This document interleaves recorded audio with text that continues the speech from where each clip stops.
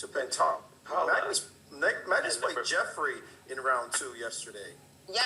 And played Pentala, and, Yeah, and Wesley played Pentala. They're not symmetrical. Wesley and Magnus don't play at the end either. But okay, C4, E5, E3. You got your favorite opening on tap, yes? The English opening, kind of a reversed dragon, and this B2, B3, funnily enough, he's a very strong junior player. He comes over every now and then, and we do some little training together.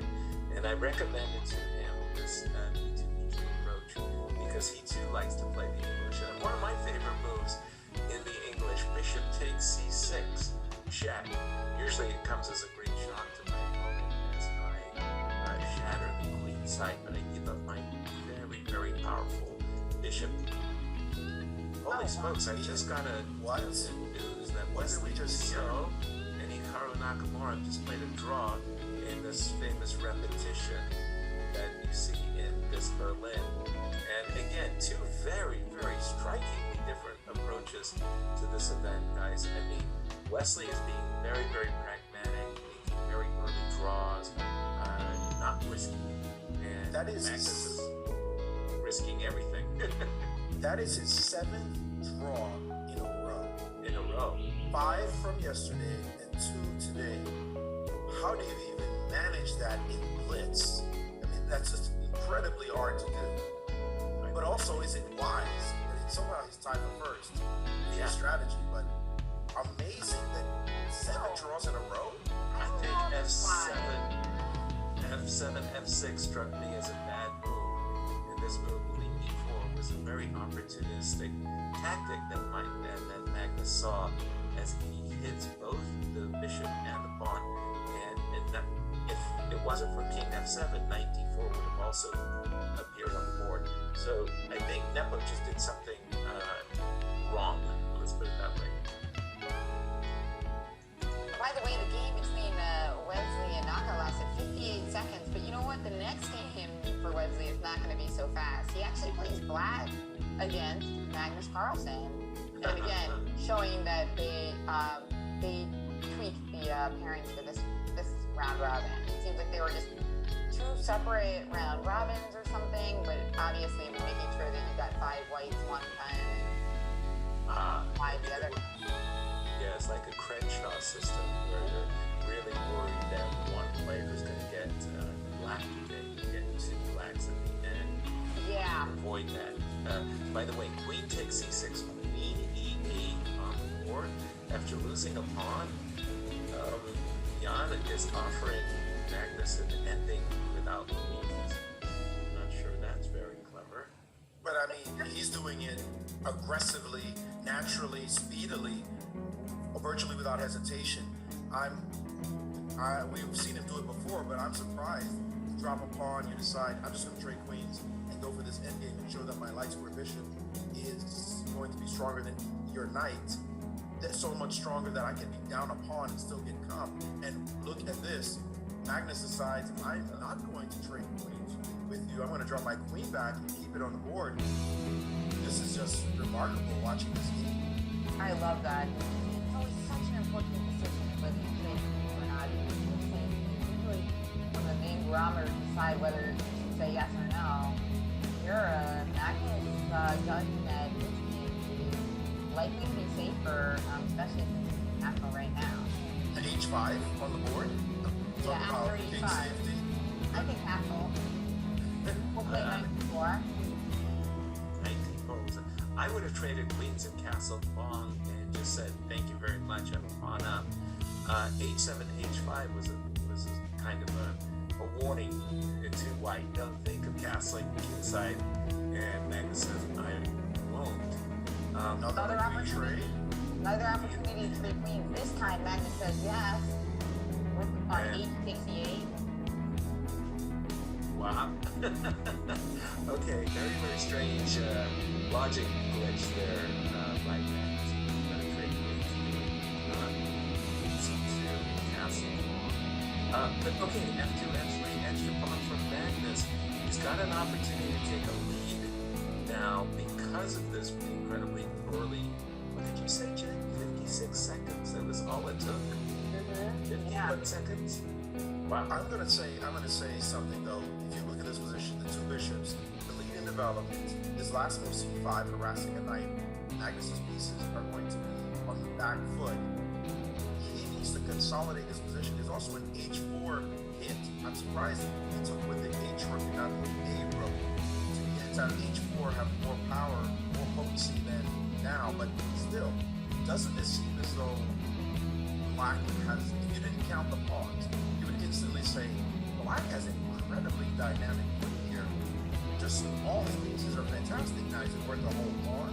Different question, but I like Black. I mean, I just from a development and activity standpoint. And now knight c2, look at White's pieces huddled in the position, and now bishop to e5, a well-centralized piece, daring you to find good squares for your pieces. Yeah, I want to castle and protect my bishop on b2, but there is bishop takes c3 and rook takes e2, winning back the pawn, which is very annoying for White. So what do? He's played knight d1, and that move didn't occur to me for a reason. Knight d1. all these retreating. He wants to resolve this bishop on c5 was really bothering him, but that has opened up another avenue. White square bishop to e5, harassing d1. And look at the clock times as well. All this activity for Black, and he's got 3 minutes and 20 seconds, 1 minute and 40 seconds for Magnus. And again, if Magnus were an upper pawn, you'd say, what is White doing? But right now, he's trying desperately to consolidate this position because he's way behind in development and activity, and he's still stuck in the middle of the board. Black also will play c4 at some point just to try to mix things up, and the knight will go to d5 and also look for greener pastures as well. This, your bishop b5, by the way, is, I'm trying to avoid that question because it's so good.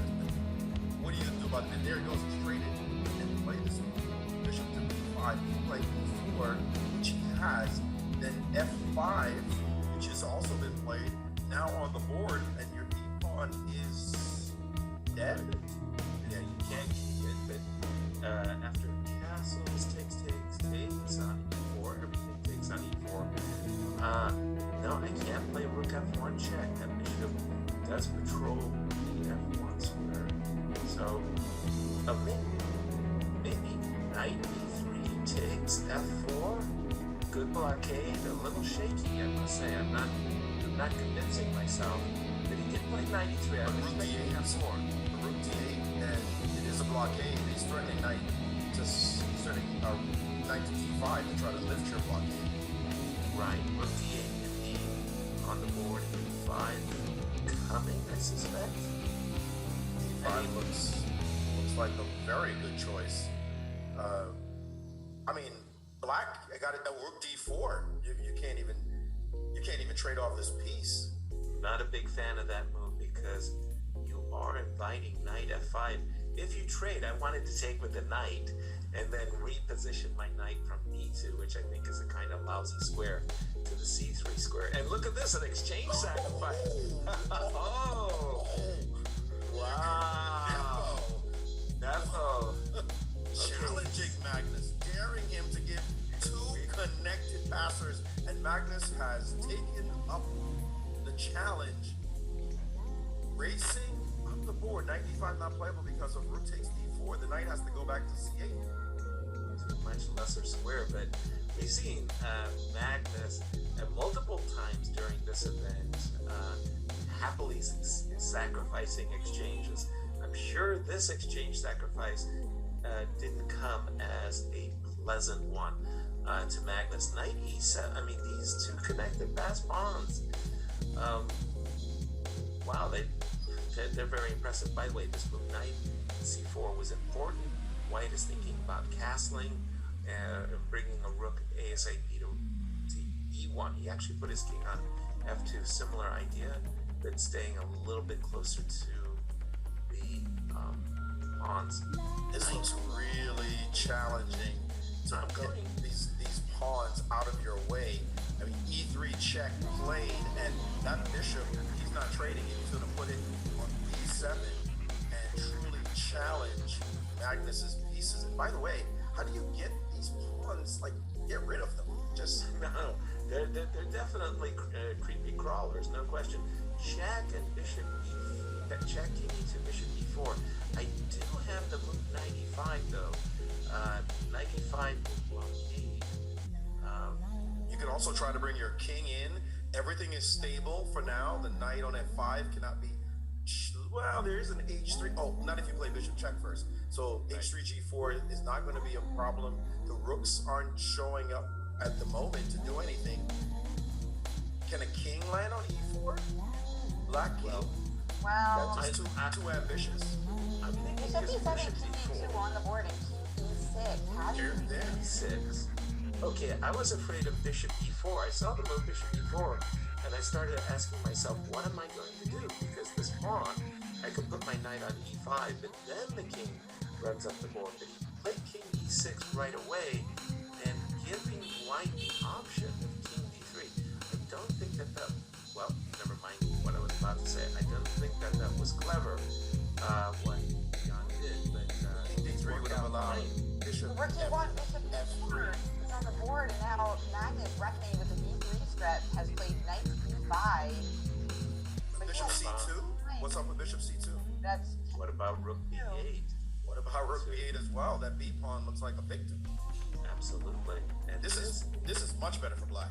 Black has full compensation with no difficulties anywhere. Knight just dropped back to f3. He's trying to pick off the d4 pawn with check.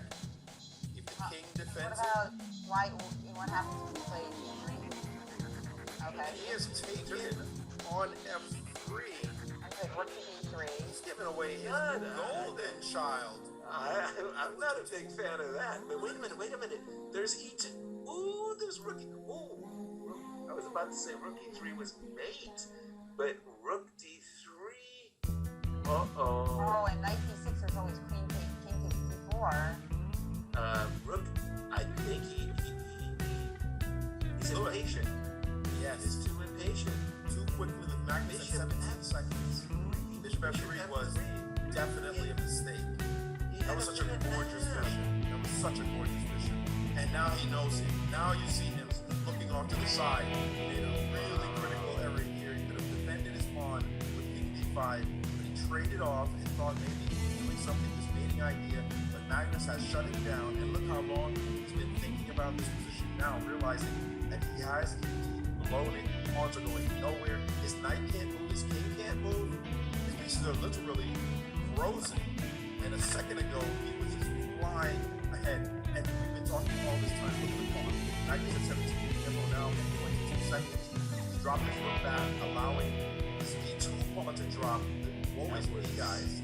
Unbelievable. That was the pride and joy in black's position as well. It wasn't just a pawn. It was the most important pawn that black had. Total turnaround. When you're going from winning to lost, as white is now ready to post up on g5 and play king e4 as well. Jan must be feeling awful because they exchanged sacrifices inspired. It was a marvelous idea, and he was winning. I'm sure of it. And there are a couple more results, guys. Jeffrey Zhang has drawn against Lanier, and Hari lost to Perugia. Hari lost to Perugia. Okay, that was an interesting score too. By the way, still kicking is oh, I thought Jan was gonna play rook there. No, He's just saying Magnus is up the board to green pasture. This is exactly where this king wanted to be. And this is wait, heaven. his only hope is his pawn can somehow challenge. Wait, what just happened? Did he just win the pawns? Just Yeah. won a pawn. Knight 5, knight f3, right? But how do you save the g-pawn? Why? King f6. Get knight g4? Oh, knight g4. Oh, knight g4. Now you can always sack the knight for the pawn. Yes. This game is turned around. You can sack the knight for the pawn. Oh,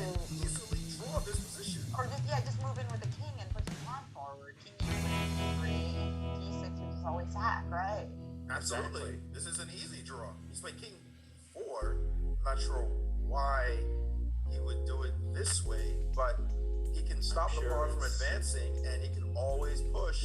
So still well within drawing range. Can rook takes e5, king e5, g6. We get the queen D3. by the way. D3, the pawns are equally fast. Yeah, well, In fact, black This is a draw. Yeah, draw. This is just a draw. Look at Magnus still trying. This knight of 7 can actually pick off the pawn now, and he insists, but he decided not to, and it repeated, and both of them are disgusted. Look at This both was of them. not. What happened? Because he chased the king into, and right here.